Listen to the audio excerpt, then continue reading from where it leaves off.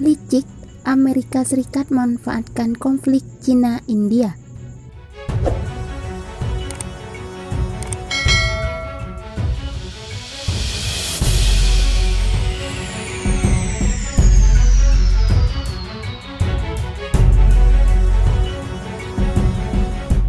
Militer Cina dikabarkan siaga perang paling tinggi dan dilaporkan menghadapi konfrontasi dengan negara manapun.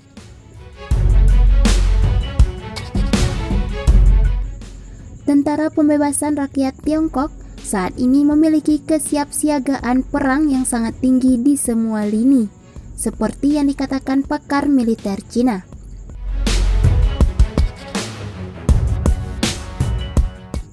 Tetapi meskipun ada ketegangan, risiko konflik militer berskala besar tetap sangat rendah berkat kekuatan dan pencegahan strategis PLA, kata Wei Dongsu, pakar militer yang berbasis di Beijing, kepada Global Times.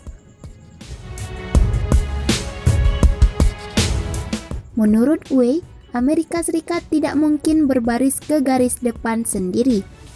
Karena itu, negeri Paman Sam mengambil keuntungan dari ketegangan antara India dan Cina di perbatasan yang disengketakan.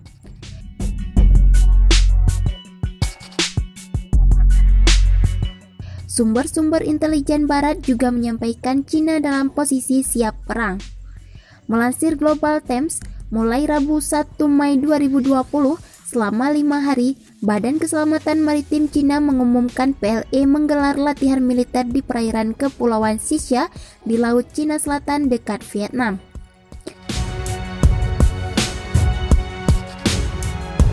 Surat kabar Vietnam VN Express melaporkan, tidak ada kapal yang boleh memasuki wilayah di Laut Cina Selatan, yang Vietnam sebut sebagai Laut Timur ketika latihan militer Cina tersebut sedang berlangsung.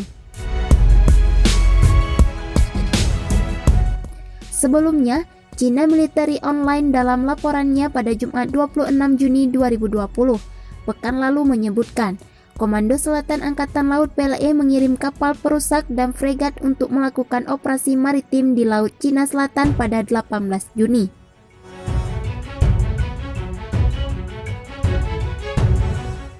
Kemudian, melansir laporan CCTV Jumat 26 Juni, Grup 73 Angkatan Darat PLA baru-baru ini mengadakan latihan pendaratan amfibi dengan tembakan langsung yang menampilkan senjata berat dan peralatan seperti kendaraan serbu amfibi ZBD-05 di Provinsi Fujian.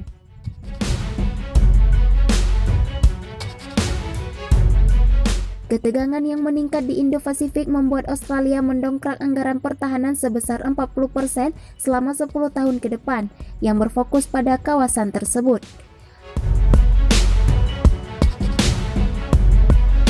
Dalam pidatonya Rabu 1 Juli 2020, Perdana Menteri Scott Morrison mengatakan, Australia akan membelanjakan 270 miliar US Australia atau 186,5 miliar US dollar selama 10 tahun ke depan untuk mendapatkan kemampuan serangan jarak jauh di udara, laut, dan darat.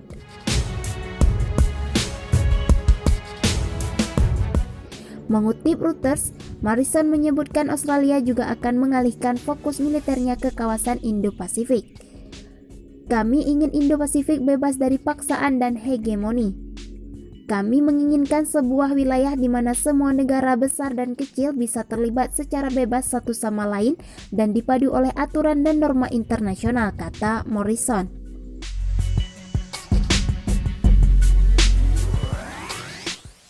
Menurut Morrison, Australia pertama-tama akan membeli 200 rudal anti kapal jarak jauh AGM-158C dari Amerika Serikat dengan nilai 800 juta US Australia.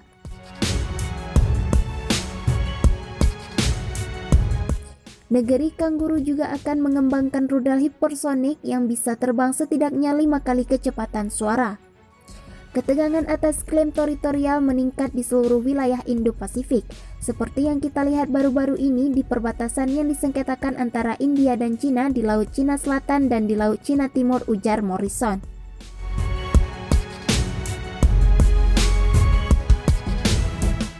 Risiko salah perhitungan dan bahkan konflik meningkat, tambahnya. Cina saat ini menghadapi banyak persoalan. Selain berkonfrontasi dengan India di perbatasan, Cina juga menghadapi banyak tekanan dari negara-negara di Laut Cina Selatan, terutama dari Amerika Serikat yang memprotes agresivitas Amerika Serikat Cina di Laut Cina Selatan. Bahkan kapal perang Amerika sudah dikerahkan ke wilayah tersebut.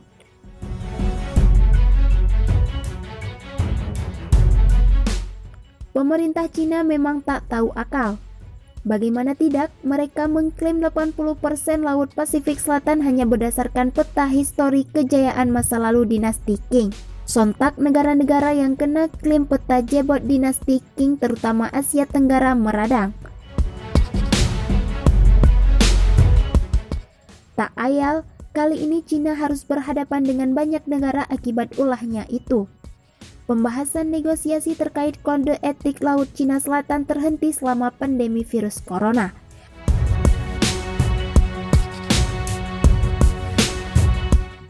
Hal ini meningkatkan kekhawatiran di antara beberapa negara Asia Tenggara bahwa Cina akan mengeksploitasi penundaan untuk mengkonsolidasikan kehadirannya di perairan yang disengketakan. Melansir Nikkei Asian Review, Perdana Menteri Vietnam Nguyen Xuan Phuc mengakui penundaan pembahasan itu setelah menggelar pertemuan puncak virtual pada Jumat lalu dengan para pemimpin Asosiasi Negara-Negara Asia Tenggara.